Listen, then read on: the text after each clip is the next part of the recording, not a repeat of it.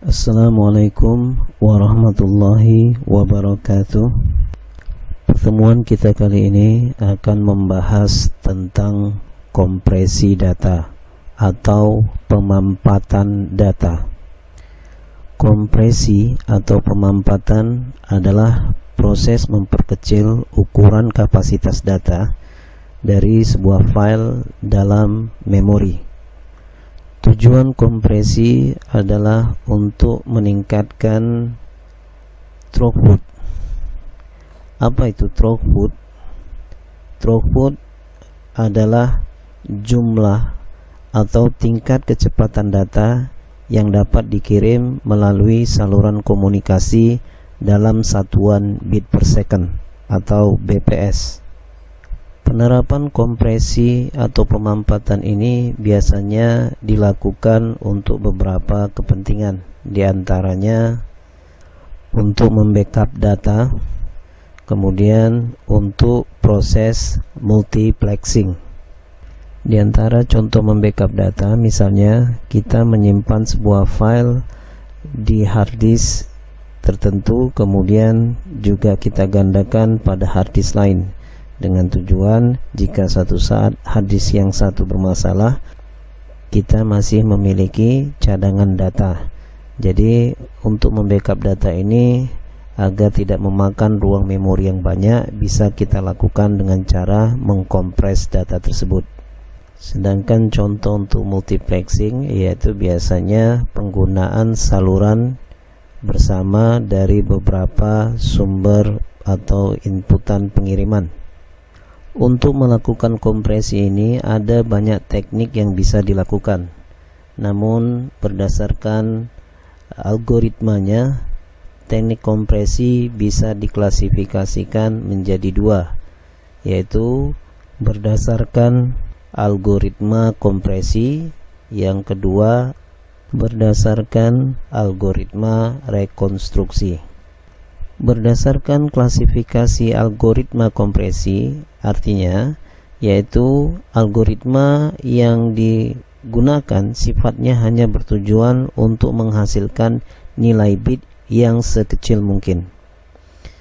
Sedangkan algoritma rekonstruksi yaitu algoritma yang sifatnya menghasilkan kompresi atau pemampatan dengan proses yang dapat direkonstruksi kembali mendekati nilai data aslinya. Dari algoritma rekonstruksi ini ada dua skema kompresi yang biasa diterapkan. Yang pertama yaitu skema kompresi lossless, dan yang kedua yaitu skema kompresi lossy. Skema kompresi lossless artinya yaitu skema dengan teknik kompresi yang tidak menimbulkan hilangnya informasi, atau dengan kata lain, kehilangan informasi yang dialami itu sangat-sangat sedikit. Sedangkan skema kompresi lossy itu adalah skema kompresi yang dapat menimbulkan adanya kehilangan beberapa informasi, dan data yang telah dikompres dengan teknik ini umumnya tidak dapat dipulihkan atau direkonstruksi dengan tepat. Jadi dengan kata lain, teknik kompresi itu didasarkan pada algoritma yang dibangun, dan algoritma yang dibangun dibagi berdasarkan skema yang digunakan. Skema yang digunakan ada yang berbasis lossless dan ada yang berbasis lossy.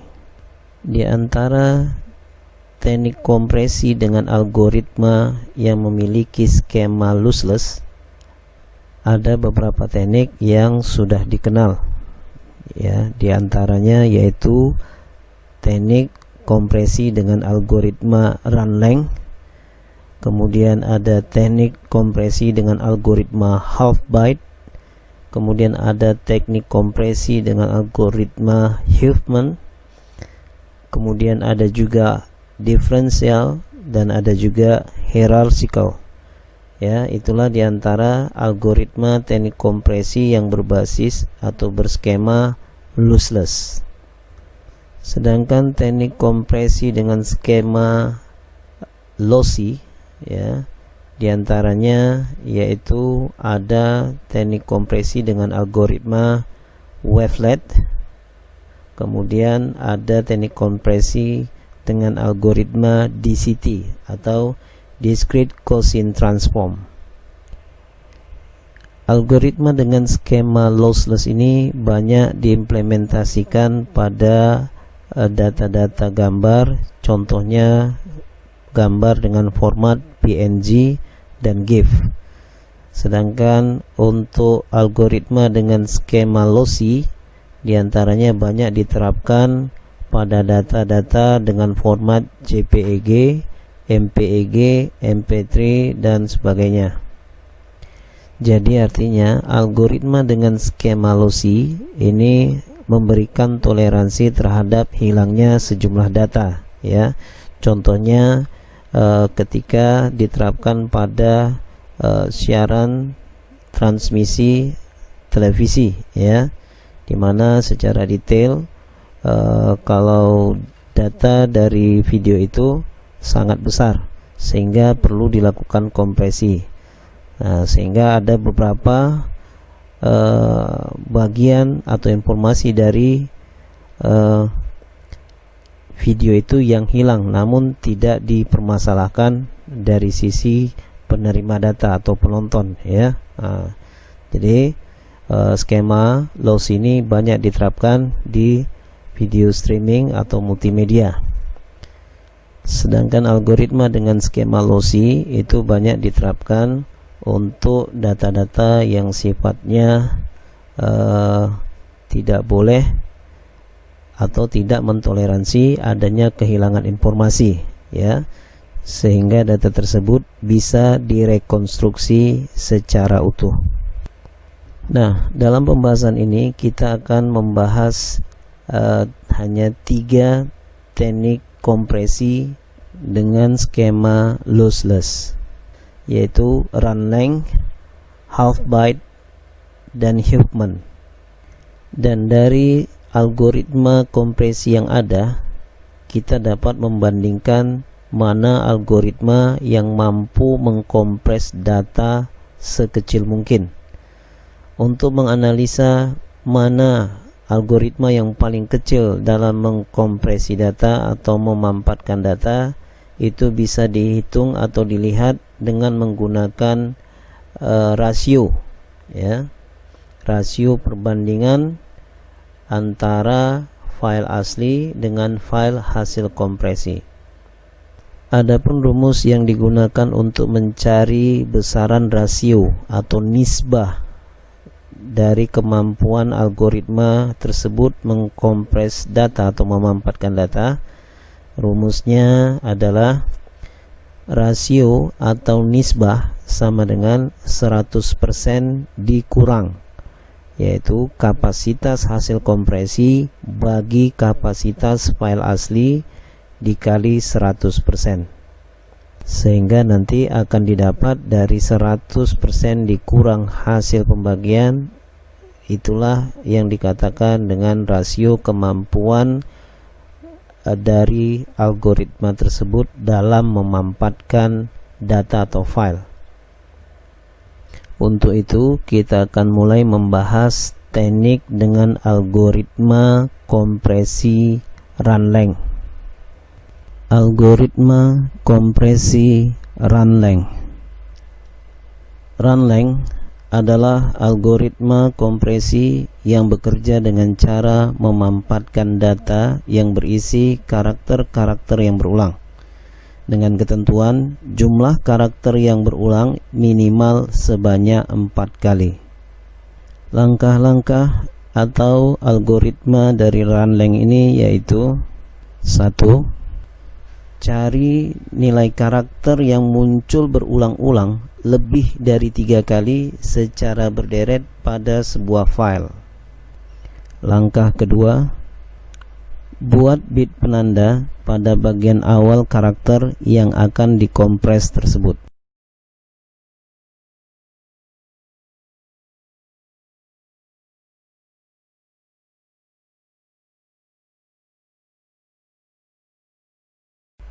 Langkah keempat, letakkan nilai yang menyatakan banyaknya jumlah kemunculan karakter yang sama tersebut dalam bentuk 8 bit angka biner. 5. Langkah selanjutnya, letakkan contoh nilai karakter yang berulang tersebut. Nah, sekarang kita akan mengambil contoh bagaimana penerapan algoritma runlength ini. Ya, algoritma runlength ini pada umumnya lebih tepat digunakan untuk mengkompresi data yang berbentuk image atau video, ya. Nah, sebagai contoh, jika sebuah gambar, kita katakanlah dalam hal ini pas foto seseorang, dimana pas foto atau foto ini ketika masuk ke dalam sistem komputer akan dirubah ke dalam bentuk data digital, yaitu berupa bilangan biner yang terdiri dari bit 0 dan bit 1. Nah, proses merubah data digital atau foto ini menjadi bentuk digital tentunya melalui proses, yaitu dengan cara membagi baris dan kolom, sehingga sel perpotongan dari baris dan kolom tersebut itulah yang dikatakan dengan istilah pixel. Nah, jadi bagian warna dari foto tersebut yang memiliki pixel yang sama, kita katakanlah background birunya, itu memiliki warna yang nilainya sama. Nah, ketika nilai ini sama secara berderet, maka nilai ini dapat dikompres dengan menggunakan teknik runlength. Nah, jadi di sini sebagai contoh kita dapati sederet data yang bernilai 01000001, kemudian 01011001, kemudian 01000001, kemudian 01000001, 01000001, 01000001, 01000001, 01000001, 01000001,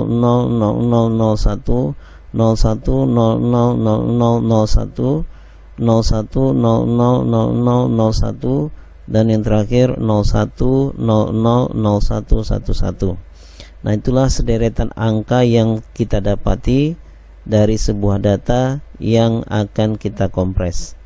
Nah, jadi prosesnya kita lihat terlebih dahulu di mana nilai bit yang memiliki angka yang sama dan berderet minimal lebih dari 3.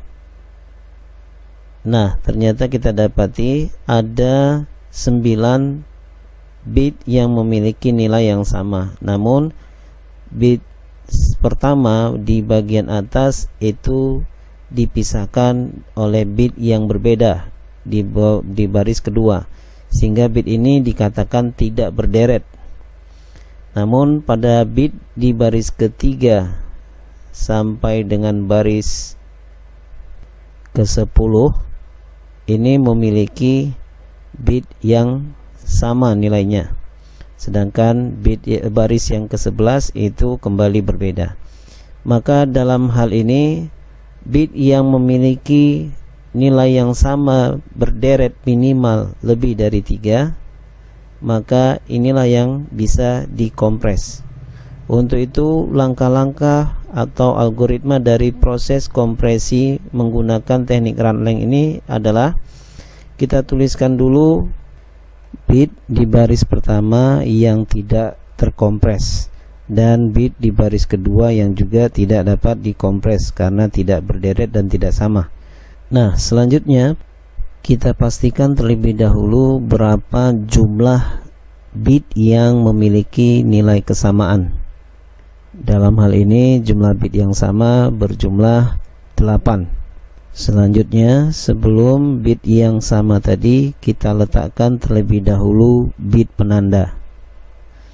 Nah, bit penanda di sini dapat bernilai berapa saja, ya, dengan catatan tidak boleh sama dengan nilai bit yang ada pada data tersebut. Ya, sebagai contoh di sini digunakan nilai bit penanda dengan angka 1111110. Nah, jadi kalau Anda ingin memberikan bit penanda dengan nilai yang berbeda, silakan, tapi dengan catatan tidak boleh sama dengan isi data yang ada. Jadi bit penanda ini fungsinya adalah untuk digunakan saat melakukan rekonstruksi data atau mengembalikan data ke bentuk aslinya setelah dikompres. Kemudian langkah selanjutnya yaitu meletakkan nilai bit yang menyatakan banyaknya jumlah bit yang sama tersebut. Nah, dalam hal ini jumlah bit yang sama ada 8 buah yang berderet, ya. Jadi jumlah 8 dalam bilangan biner itu sama dengan 00001000. Jadi jumlah angka yang sama tadi itu dijadikan ke dalam bentuk bilangan biner. Jadi jumlah yang sama ada 8, binernya adalah 00001000. Langkah selanjutnya yang kita lakukan adalah menempatkan contoh atau sampel dari bit yang sama tadi. Nah, bit yang sama itu nilainya 01000001. Jadi diulangin prosesnya. Pertama meletakkan dulu bit penanda, kemudian disusul dengan meletakkan nilai bit yang menyatakan banyaknya jumlah bit yang sama, dan yang ketiga dengan meletakkan sampel dari bit yang sama. Nah, kemudian selesai proses kompresi, tapi perlu diingat setelah bit yang dikompres masih ada bit yang berbeda, maka itu kita letakkan sebagai penutup. Nah, dapat kita lihat bahwasanya ketika ada sejumlah bit yang sama secara berderet, ya, ketika dikompres hasilnya hanya menghasilkan 3 buah bit saja. Jadi hal ini dapat kita hitung rasio atau nisbahnya untuk melihat seberapa besar kemampuan algoritma Runlang ini dalam mengkompres sebuah data. Nah, rasio atau nisbah untuk menghitung kemampuan algoritma ini dalam mengkompres data itu bisa diukur dengan ketentuan rasio atau nisbah sama dengan 100% dikurang, yaitu dikurang kapasitas hasil kompresi bagi kapasitas file asli atau file yang sama kali 100%. Nah, jadi kita dapati bahwasanya kapasitas hasil kompresi tadi bernilai 3 byte, ya, dimana 1 byte ada 8 bit. Jadi ada 3 byte yang sama, berarti dibagi dengan kapasitas file asli yang sama. Dalam hal ini yang sama itu ada 8 tadi, maka 3 bagi 8 kali dengan 100%. Nah, maka didapatlah 3 dibagi 8 yaitu 0,375 kali 100. Maka hasil persentase pembagiannya yaitu 37,5%. Nah, maka 100% dikurang 37,5%, maka didapatlah rasio atau nisbah kemampuan algoritma Runlang dalam memampatkan data itu bernilai 62,5%. Jadi artinya algoritma ini bisa memampatkan file lebih dari setengah kapasitas aslinya. Oke, selanjutnya kita akan membahas teknik kompresi dengan algoritma half byte. Bagaimana cara kerja algoritma half byte ini? Algoritma half byte itu bekerja dengan cara memanfaatkan 4 bit sebelah kiri dari sebuah byte data, ya. Seperti yang kita ketahui, 1 byte terdiri dari 8 bit. Jadi 8 bit dibagi 2, sebelah kiri 4 bit, sebelah kanan 4 bit. Nah, half byte ini bekerja dengan cara melihat sebelah kiri 4 bit sebelah kiri dari sebuah byte data yang memiliki nilai yang sama secara berurutan, ya. Dan teknik ini biasa digunakan untuk file-file berbasis teks atau karakter, ya. Nah, bagaimana cara kerjanya atau algoritmanya? Nah, ya, kita mulai sebagai berikut. Sebagai contoh, kita akan memanfaatkan atau mengkompres sebuah data dengan kata mengambil, ya. Jadi kata mengambil ini kalau dikompres dengan teknik half byte, bagaimana prosedur atau algoritmanya? Oke. Nah, kita susun dulu kalimatnya, ya. Yang pertama huruf M, ya. Kedua huruf E, kemudian ketiga huruf N, G, A, M, B, I, L. Nah, setiap huruf ini harus kita jadikan terlebih dahulu dalam bentuk nilai biner. Untuk melihat berapa nilai biner dari huruf ini, kita bisa menggunakan kode ASCII, ya. Kode ASCII yaitu kode yang dijadikan standar untuk pertukaran karakter dari karakter ke biner, ya. Nah, contohnya huruf M tadi, huruf M mengambil ini M menggunakan kode ASCII 109 dengan nilai biner 0110110. Jadi yang perlu diperhatikan, hurufnya ada yang kecil, ada yang besar. Namun besar dan kecil itu memiliki nilai biner yang berbeda. Jadi kita kembali, kita masukkan kodenya untuk huruf M tadi 01101101. Nah, demikian seterusnya, ya. Kita letakkan per 4 bit, ya. Nah, setelah itu kita cek ada berapa jumlah 4 bit sebelah kiri yang memiliki kesamaan. Nah, dalam hal ini nilai bit 4 bit sebelah kirinya yang memiliki kesamaan itu berjumlah ada 1, 2, 3, 4, 5, 6, 7, 8, dan 9, ya. Ada 9 karakter yang 4 bit sebelah kirinya memiliki kesamaan. Nah, untuk melakukan proses kompresi pada algoritma half byte ini, maka yang kita lakukan pertama adalah meletakkan bit penanda. Seperti yang dibahas sebelumnya, bit penanda ini boleh berapa saja, dengan catatan tidak boleh sama nilainya dengan isi data yang kita kompres. Sebagai contoh, tadi kita menggunakan bit, ya.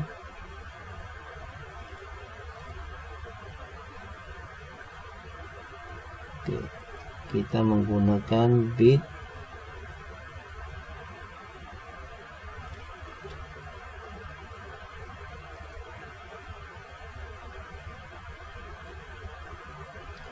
yaitu 1111,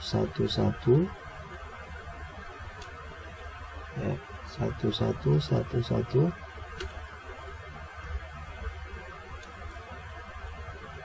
ya, kemudian 1110. Ini sebagai bit penanda. Tujuan bit penanda agar kita bisa menandai dari sekian banyak bit-bit yang ada dalam sebuah file mana yang mengalami kompresi. Jadi itu fungsi bit penanda, ya. Sehingga ketika kita melakukan rekonstruksi untuk mengembalikan data ini ke bentuk asli, kita tinggal mengecek di mana posisi bit penanda, ya. Nah, selanjutnya, langkah selanjutnya setelah kita memberikan bit penanda, kita letakkan deretan pertama, ya, baris pertama dari deretan bit tadi yang memiliki nilai yang sama, ya. Jadi baris pertama kita letakkan setelah bit penanda. Oke. Nah, kemudian selanjutnya langkah ketiga yaitu kita gabungkan baris kedua dengan baris ketiga pada bagian 4 bit sebelah kanan. Ya, jadi 4 bit sebelah kiri itu sekedar untuk menandai bahwasanya dia sama, maka yang digabungkan adalah sebelah kanannya. Jadi baris kedua ketika digabungkan dengan baris ketiga akan menjadi sebuah byte ya, yang merupakan hasil kompresi. Saya akan tandai dengan warna yang berbeda, sehingga hasil penggabungan kedua byte ini bernilai 0101 dengan 1110. Nah, selanjutnya, langkah selanjutnya kita lakukan lagi langkah yang tadi, yaitu menggabungkan baris berikutnya, yaitu baris keempat dengan baris kelima. Ya, digabung 4 bit sebelah kanan antara 4 bit baris keempat dengan 4 bit baris kelima, sehingga hasil penggabungannya didapat 0111 0001.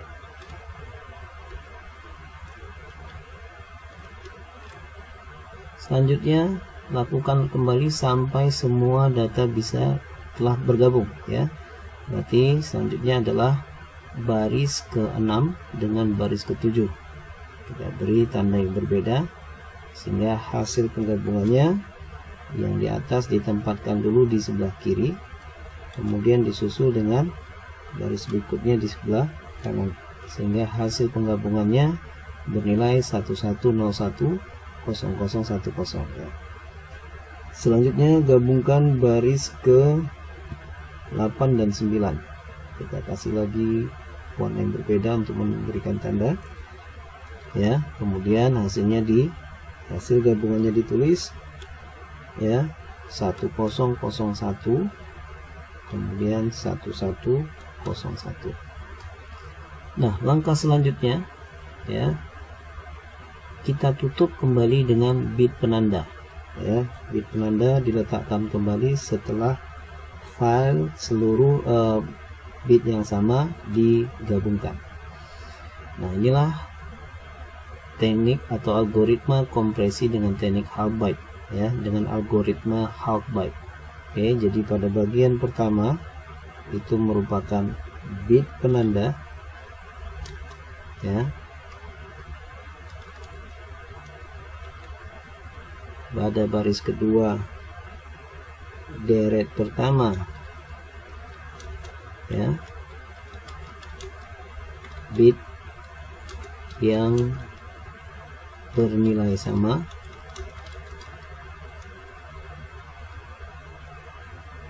ya. Kemudian pada baris ketiga gabungan baris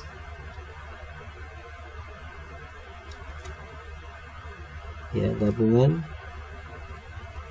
dua baris bit berikutnya ya. Nah,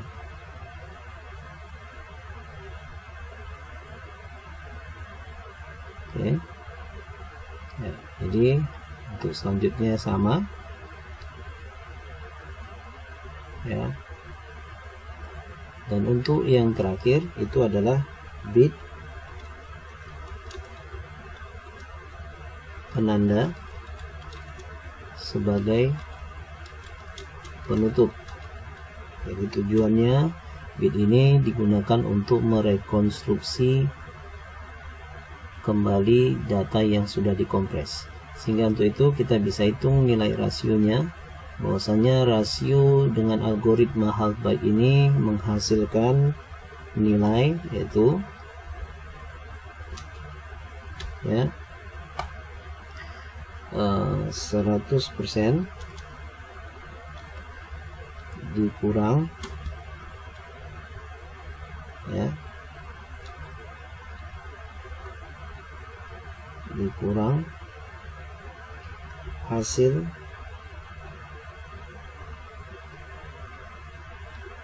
ya, hasil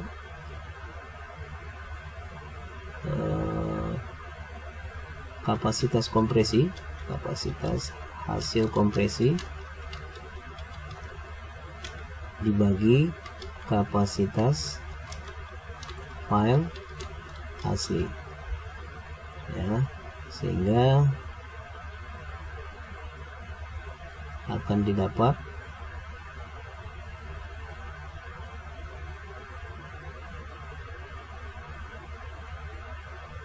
hasilnya, yaitu ya, ini dikali 100%, maka didapatlah hasilnya yaitu 100%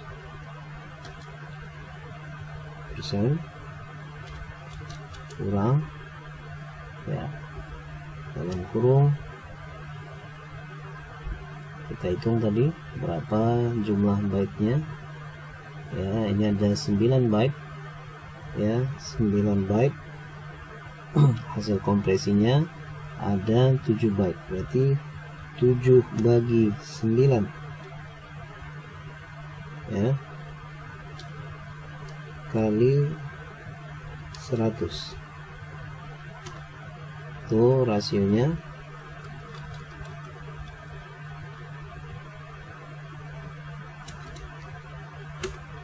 Maka rasionya adalah, ya, seperti yang kita ketahui,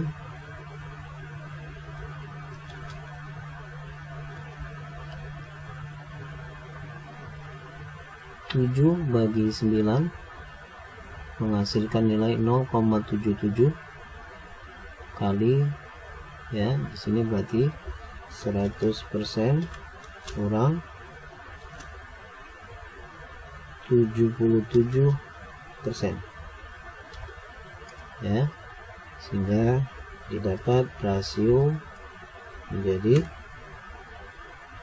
ya, 23%. Jadi kemampuan half byte untuk mengkompres data yang nilai bitnya yang memiliki kesamaan bit berjumlah 9 itu adalah 23%, sehingga teknik kompresi half byte ini kurang maksimal dalam mengkompres data. Tapi perlu diingat, teknik run length belum tentu bisa mengkompres data berbentuk karakter seperti ini, ya. Jadi masing-masing memiliki kelebihan dan kekurangan. Oke, selanjutnya kita akan membahas teknik pemampatan dengan algoritma Huffman. Apa itu algoritma Huffman? Algoritma Huffman itu adalah algoritma yang memampatkan data, ya, dengan cara merepresentasikan setiap bit menggunakan kode, ya, menggunakan kode tertentu. Jadi misalnya suatu file berisi deretan karakter atau huruf, ya, misalnya ada kata abacad, ya, abacad, ya, seperti ini, abacad, mau kita kompres, maka logikanya data tersebut, ya, berjumlah 6 huruf, dimana setiap huruf terdiri dari 8 bit. Jadi 6 kali 8 bit nilainya adalah 48 bit atau setara dengan 6 bytes, ya. Jadi jika setiap karakter tersebut dikompres dengan cara memberikan kode tertentu, misalnya huruf A menggunakan kode 1, huruf B menggunakan kode 00, huruf C menggunakan kode 010, dan huruf D menggunakan kode 011. Berarti kita tidak perlu menulis 48 bit karakter abacad tersebut, tapi cukup hanya 11 bit saja. Caranya gimana? Dimana huruf A kita tulis 1, ya, huruf B kita tulis 00, ya, ini huruf A lagi 1 lagi, huruf C tadi 0101, 010, huruf A lagi 1 lagi, dan huruf D 011, sehingga totalnya hanya 11 bit. Jadi artinya dari 48 bit berhasil dikompres menjadi 11 bit. Nah, seperti itulah ilustrasi cara kerja algoritma Huffman, ya.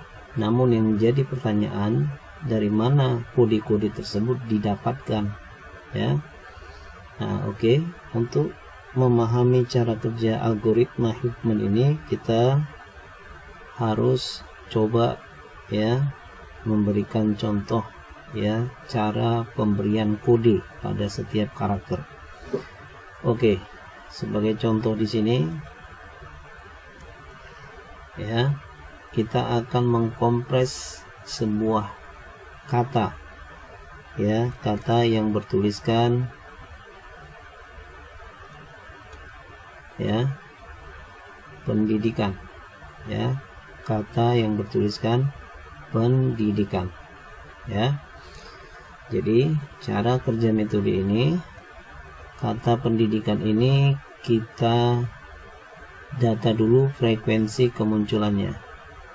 Misalnya P itu dari kata pendidikan ada berapa jumlahnya, ya, ternyata jumlahnya adalah 1, ya, jumlah P adalah 1, E 1, N, ya, pendidikan, ya, itu berjumlah 2, D berjumlah 2, I berjumlah 2, K berjumlah 1, A berjumlah 1, ya. Jadi kata pendidikan itu total jumlah karakternya adalah 10 karakter, dimana satu karakter bernilai 8 bit, maka total filenya berukuran 80 bit, ya, dimana frekuensi kemunculan setiap huruf ada yang 2, ada yang 1. Nah, lantas bagaimana cara kita mengkompresi dengan teknik Huffman ini? Oke, perhatikan. Nah, yang perlu kita lakukan pertama sekali adalah membuat node awal. Node awal itu titik atau simpul awal, dimana kita tetapkan bahwasanya untuk huruf P itu kita tulis dengan P1, artinya huruf P jumlahnya 1, huruf E 1 berarti E berjumlah 1, N2 itu tandanya huruf N, nilai jumlah hurufnya kemunculannya 2, D2, I2 sampai seluruh huruf kita buat node awalnya, ya. Jadi tadi ada huruf P, E, N, D, I, K, A1. Langkah kedua yaitu kita urutkan setiap huruf berdasarkan frekuensi terendah dulu, ya. Nah, tadi N ada 2, D ada 2, I ada 2, kita letakkan ke sebelah kanan. Yang bernilai 1 kita geser ke sebelah kiri, ya. Nah, langkah berikutnya, ya, langkah berikutnya setelah diurut berdasarkan frekuensi terendah ke yang tinggi, maka frekuensi terendah di sebelah kiri kita gabungkan. Maka jika P1 digabung dengan E1 akan menghasilkan gabungan PE2, yaitu P1 tambah E1, ya. Nah, sementara yang lain tetap kita biarkan sebagaimana mestinya. Nah, selanjutnya setelah kita jumlahkan tentu frekuensi atau nilainya jadi berubah.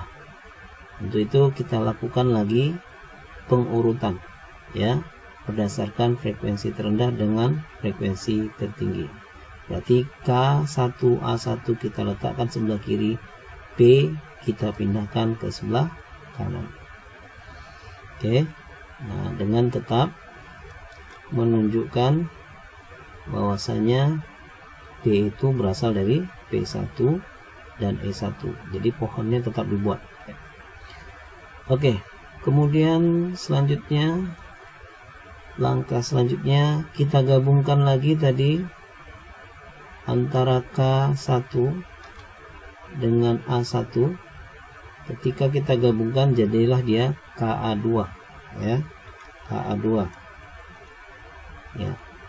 Ini hasil penggabungannya, itu KA2 didapat dari K1 ditambah A1, PE2 didapat dari P1 tambah E1, sementara yang lain tetap.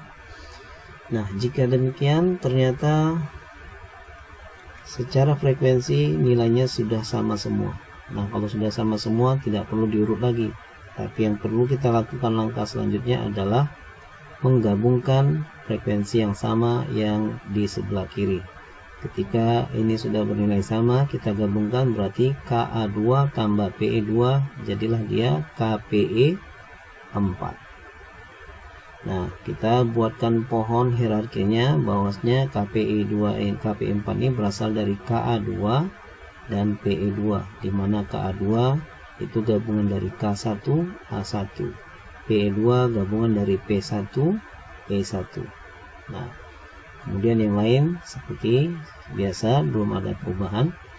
Langkah selanjutnya kita urut kembali, karena KPE2 frekuensinya bernilai 4, sementara yang lain 2, maka kita urutkan berdasarkan frekuensi terendah ya, nilai terendahnya. Nah, nilai terendah berarti KPI nya 4, itu kita pindahkan ke sebelah kanan sehingga yang terendah berada di sebelah kiri. Nah, selanjutnya kita gabungkan dua node sebelah kiri, N2 tambah I2, maka hasilnya didapat yaitu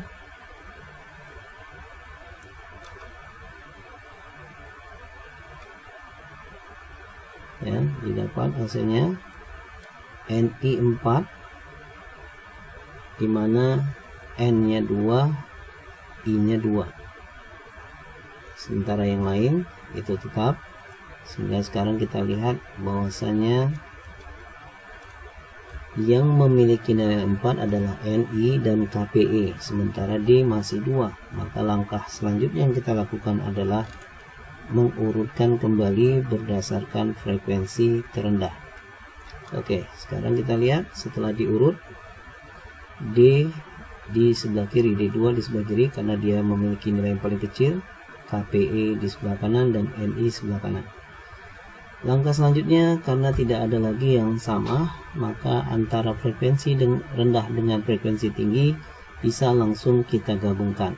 Jadi penggabungan antara D2 dengan KPE4 menghasilkan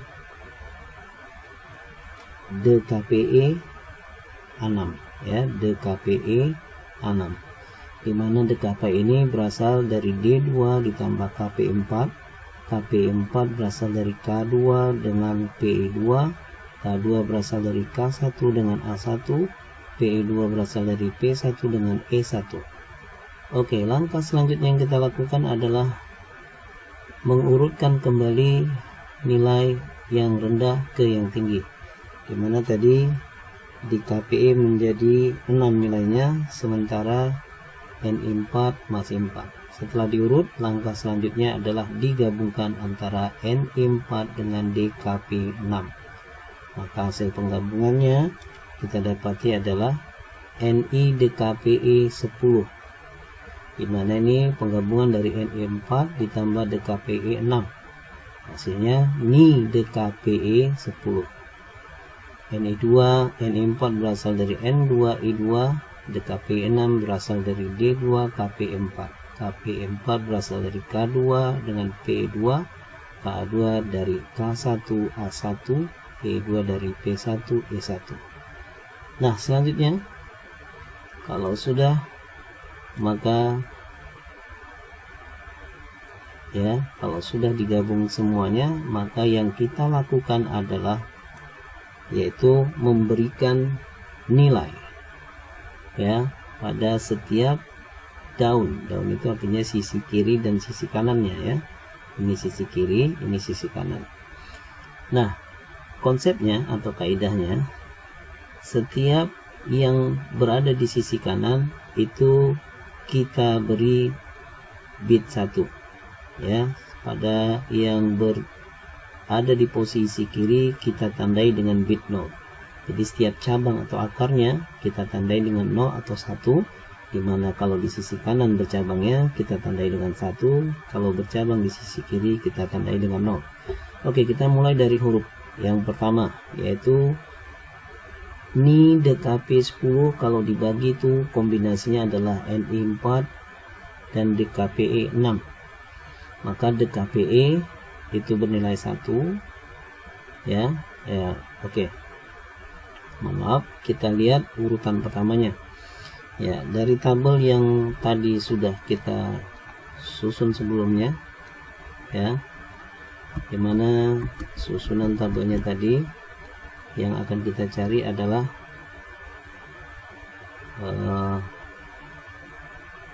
ya, dari huruf P ya, dan PENDIKA.